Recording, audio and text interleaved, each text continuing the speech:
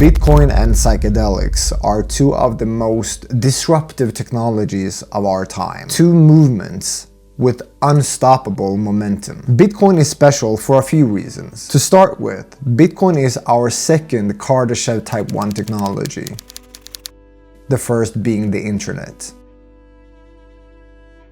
It's also a shield against civilizational collapse.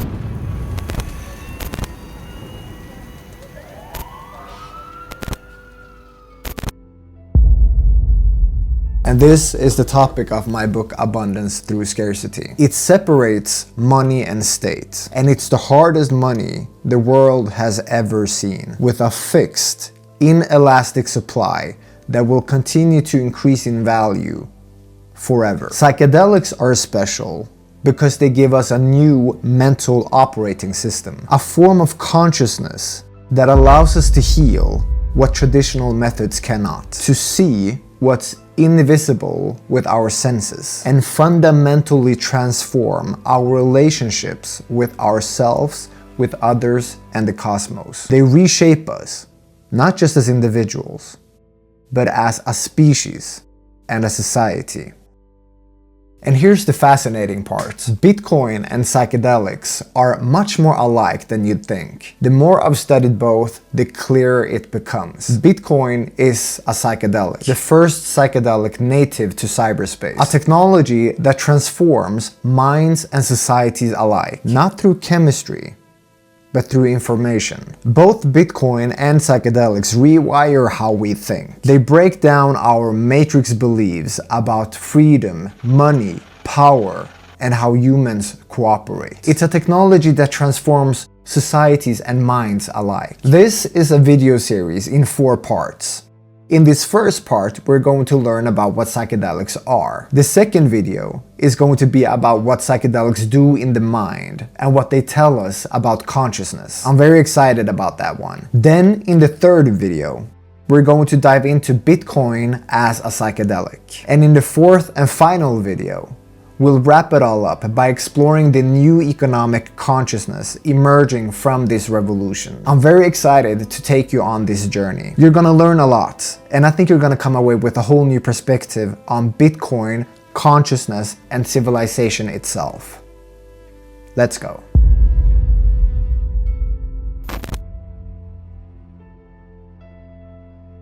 Psychedelics don't have one clear definition, but the best one I've come across is this. Psychedelics are non-addictive compounds that temporarily alter your perception, cognition, and consciousness in profound ways by acting on specific serotonin receptors in the brain, particularly the 5-HT2A receptors, which play a key role in regulating mood, perception, and awareness. Our relationship with these substances stretches back through human history. So while it's useful to define psychedelics by their pharmacological properties, it's also useful to define them by their cultural significance.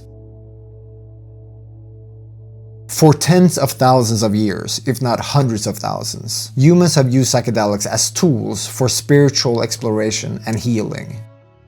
Indigenous cultures around the world have integrated substances like psilocybin mushrooms and ayahuasca in sacred rituals and ceremonies, using them to connect with the divine, to gain deeper self-understanding, and transform their perception of reality and their place in it. The spiritual dimension of psychedelics, and this is fascinating, the spiritual dimension of psychedelics is complemented by emerging scientific evidence of their therapeutic potential. Modern research has shown remarkable results in using psychedelics to treat conditions like PTSD, addiction, and depression. There are 4 classic psychedelics: psilocybin, LSD, mescaline, and DMT, and each one reveals something quite mind-blowing about nature's intelligence.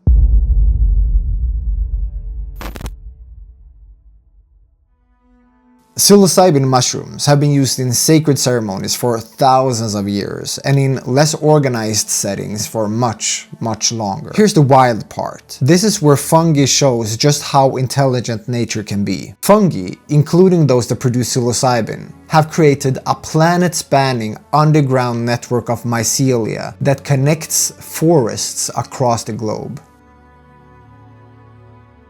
It's a system where trees and plants share nutrients, information, and resources. Essentially nature's own organic economy. Scientists call it the Wood Wide Web.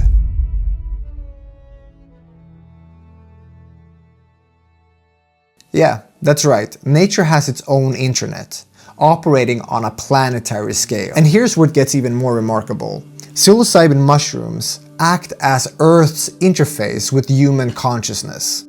Through them, the planet communicates with us, telling us about its health, teaching us about reality, and helping us understand ourselves and the cosmos. Ingesting psilocybin mushrooms can give you a truly expansive and life-changing experience. Psilocybin mushrooms are nature's way of reminding you that you are part of something much greater than yourself.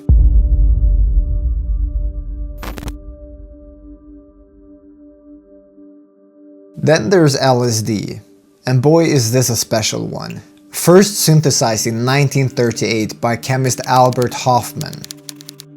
LSD was derived from ergot, a fungus that grows on grain. The very existence of LSD proves that nature is the kind of chemist who could make Walter White drop his jaw.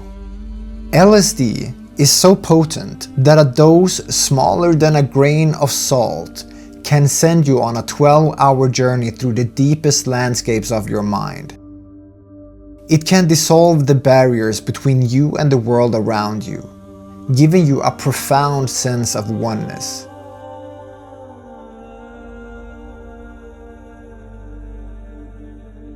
And it can reveal the mathematical poetry woven into the very fabric of existence. Think about how remarkable this molecule really is. It emerged from the same grains that helped give rise to civilization itself. The cultivation of grain enabled our ancestors to build the first great civilizations. And hidden within these crops was another gift, a fungus that contained the key to expanding human consciousness, enabling us to transform civilization through art, empathy, and a deeper understanding of ourselves and the world we inhabit. So think about that for a moment. The same grain that fed our bodies and helped build civilization also helped us transform that civilization. Through LSD, we have reimagined ourselves and the world we inhabit. It has inspired breakthroughs in art, science, and philosophy. With grain, it's as if nature gave us two gifts in one: the means to build our world and the means to rethink it.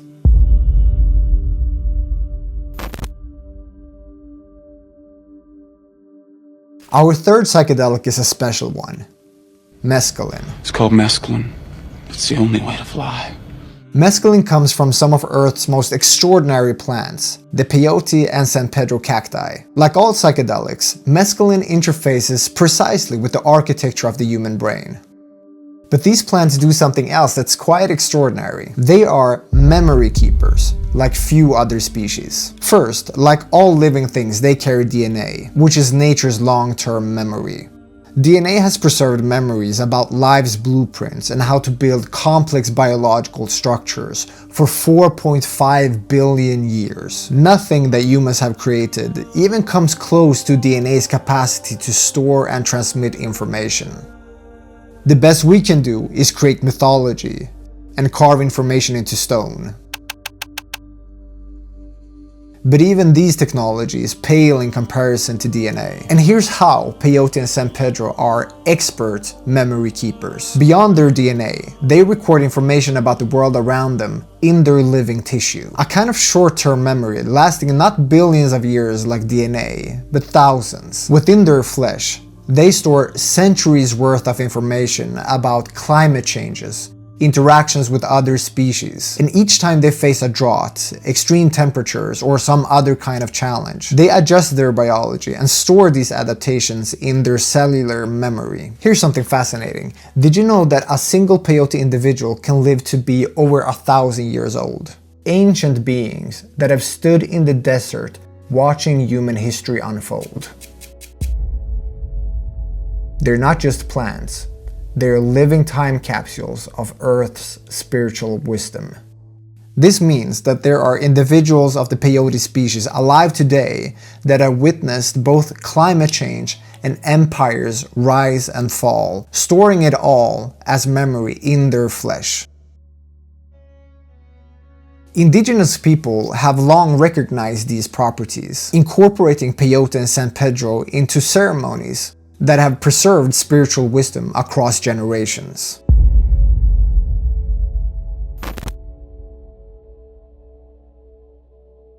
And finally, there's DMT, perhaps the most mysterious of all the psychedelics. This molecule creates one of the most intense experiences known to humankind.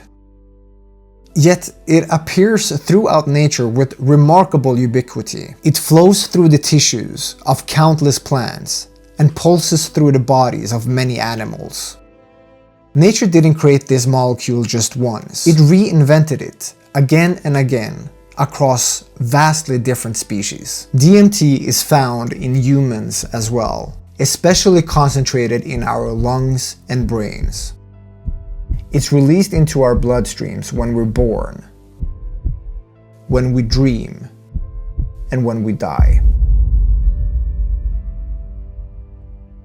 So it begs the question, why has nature produced this profound intersection between the plant world and the human brain? Why did we develop in such a way that triggering this system with this molecule essentially gives us an entirely new kind of mental operating system? It's as if nature has conducted a grand experiment on consciousness across the species. When talking about DMT and ayahuasca, we can't not talk about entities. People who use DMT consistently report meeting intelligent beings during these experiences. When people use DMT, like in ayahuasca ceremonies, they consistently report encountering intelligent entities and entering complex, organized realms that feel more real than ordinary reality. As if finally waking up from the dream of life. Two possibilities exist. Either our brains can hold different kinds of consciousness with different universes of experience, or psychedelics are the key to realms we can't normally access. Both possibilities are equally strange and equally profound.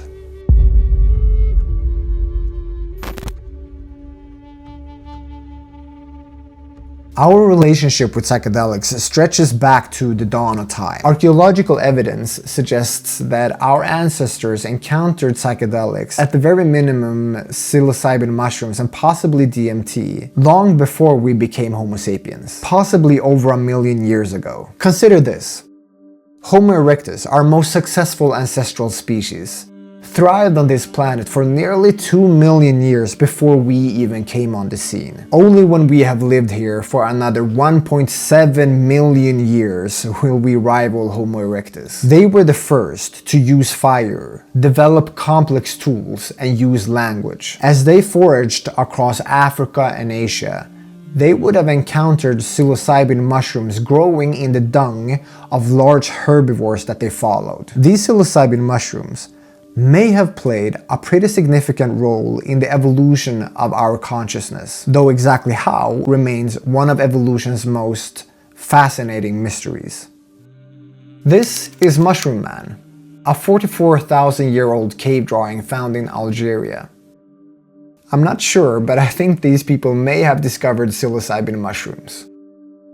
In fact, every major civilization across history has incorporated some form of psychedelic substance into their healing and spiritual practices. With just 2, notable exceptions. The first, the Inuit people of Greenland, simply because nothing grows in their harsh environment. And the second, our modern civilization, an unprecedented anomaly in human history. Think about the paradox we live in. We have normalized truly harmful substances like alcohol and nicotine. We prescribe highly addictive substances like amphetamines, opioids, and benzodiazepines. Yet we've criminalized psychedelics, ancient and natural medicines that are physiologically extraordinarily safe, non-addictive, and have profound healing powers. And the story how we got here is quite revealing. In the 1940s and 1950s, psychedelics were at the forefront of psychiatric research, used to study the mind and its illnesses. But when they entered broader society in the 1960s, something unexpected happened. These compounds didn't just change people, they began reshaping society itself. People began to question authority, refuse wars, and even reimagine how humans cooperate. A new kind of society was emerging, and this was a direct threat against existing power structures. In 1970, Nixon signed the Controlled Substances Act, classifying these ancient medicines as Schedule I narcotics, the same category as heroin, claiming they had no medical value despite decades of scientific research and thousands of years of cultural knowledge proving otherwise. As Nixon's advisor later admitted, this was never about public health. It was about control. When people say that psychedelics were criminalized for political reasons and not medical reasons, this is what they mean. We live in a time when the state claims the authority, the right to control your consciousness. Think about how bizarre this is. It isn't a war on drugs, it's a war on consciousness. They'll imprison you for seeking healing, for pursuing spiritual growth, for exploring your own mind by using medicines that humans have used for hundreds of thousands of years. Medicines that are as much part of our history and culture and identity as language itself. This is incredibly authoritarian and highly dystopian. When a state imprisons its citizens for healing themselves and expanding their consciousness, who really is the criminal? I believe future generations will look back at this time as the Great Prohibition era, like a very strange time when humans were really confused. Something akin to how we now look back at medieval witch hunts. But there's hope. After 50 years of enforced forgetting, we are finally beginning to remember what our ancestors never forgot. These medicines are returning to research labs, to therapy rooms, and gradually into society itself.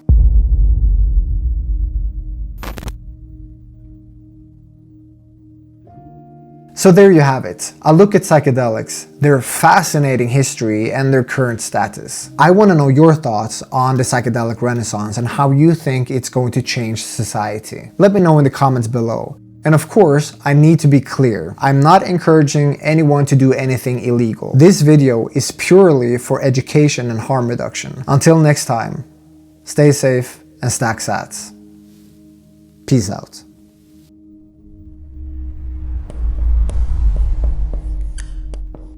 Get your copy of Yoni's book, Abundance Through Scarcity, in the description below.